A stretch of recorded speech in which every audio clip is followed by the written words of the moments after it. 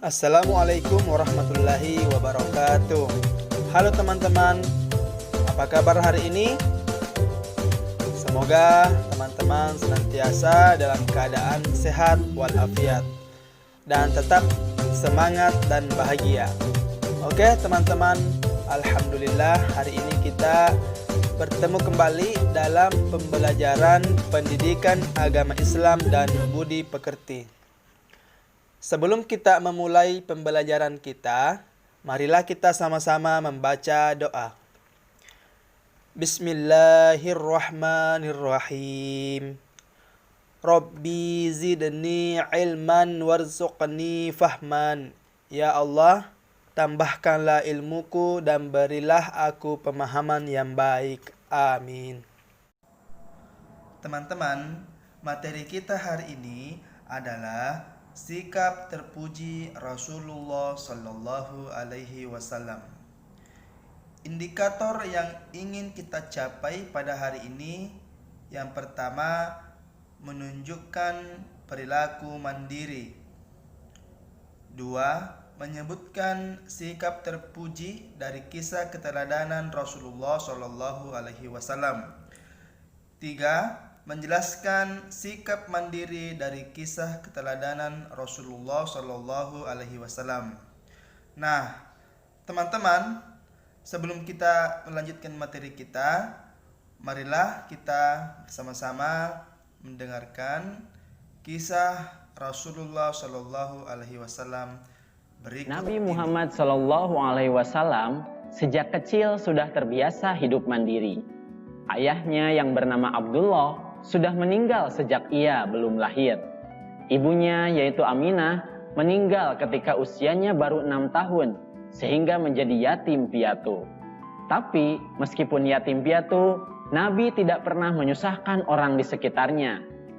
Ketika usianya beranjak remaja, Nabi Muhammad SAW pernah ikut pamannya yang bernama Abu Thalib untuk berdagang ke negeri Syam. Di sana Nabi SAW pergi ke pasar untuk berdagang, mencari rezeki sendiri.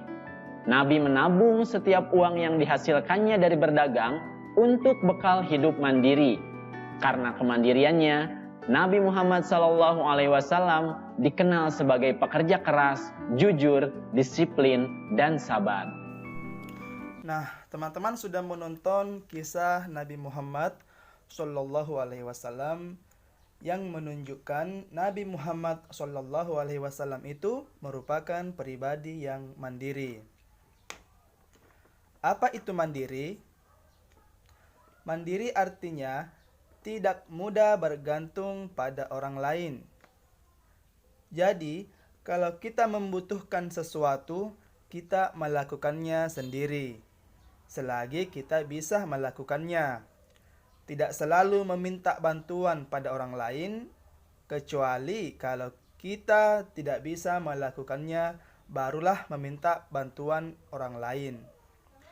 Nah, kalau kita suka menyusahkan orang lain di sekitar kita, bermanja-manja kepada orang tua, tidak mau membantu orang tua, tidak ikut merapikan tempat tidur setiap pagi hari, suka menyuruh pembantu, sering minta bantuan pada orang lain, padahal kita mampu melakukannya. Itulah tanda-tanda kita tidak mandiri. Karena lawan dari mandiri adalah sifat manja. Contoh sifat mandiri itu sangat banyak. Misalnya, teman-teman bisa membereskan tempat tidur sendiri, makan sendiri tidak disuapi, membantu pekerjaan orang tua, seperti cuci piring setelah makan sendiri, mencuci pakaian sendiri, menyetrika baju sendiri, kemudian menyiapkan pakaian seragam sekolah sendiri, dan lain-lainnya teman-teman. Jadi, itulah contoh-contoh yang bisa kita lakukan dalam kehidupan kita sehari-hari. Lalu, apa manfaatnya anak yang memiliki sifat mandiri? Yang pertama, anak yang mandiri akan dicintai oleh Allah Subhanahu wa taala. disukai banyak temannya, orang tua, dan semua orang yang kita kenal. Kemudian, anak yang mandiri juga lebih sabar dan tidak mudah menyerah menghadapi segala situasi karena dia sudah biasa melakukannya sendiri meskipun tidak ada orang lain yang membantunya. Nah, teman-teman, sekarang kita akan masuk ke hadis dari Rasulullah Shallallahu Alaihi Wasallam yang menunjukkan pesan bahwa kita itu harus bersifat mandiri.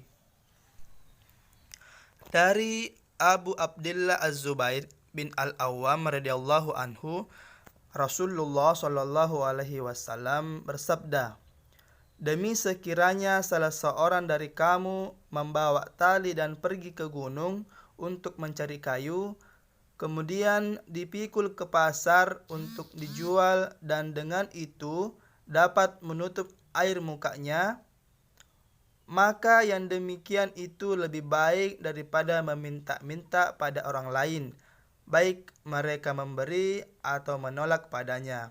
Hadis riwayat Bukhari. Nah, teman-teman, itulah tadi hadis dari Rasulullah Shallallahu Alaihi Wasallam yang menunjukkan pesan bahwa kita itu harus bersifat mandiri. Nah, teman-teman, sekian dulu materi kita hari ini tentang perilaku mandiri.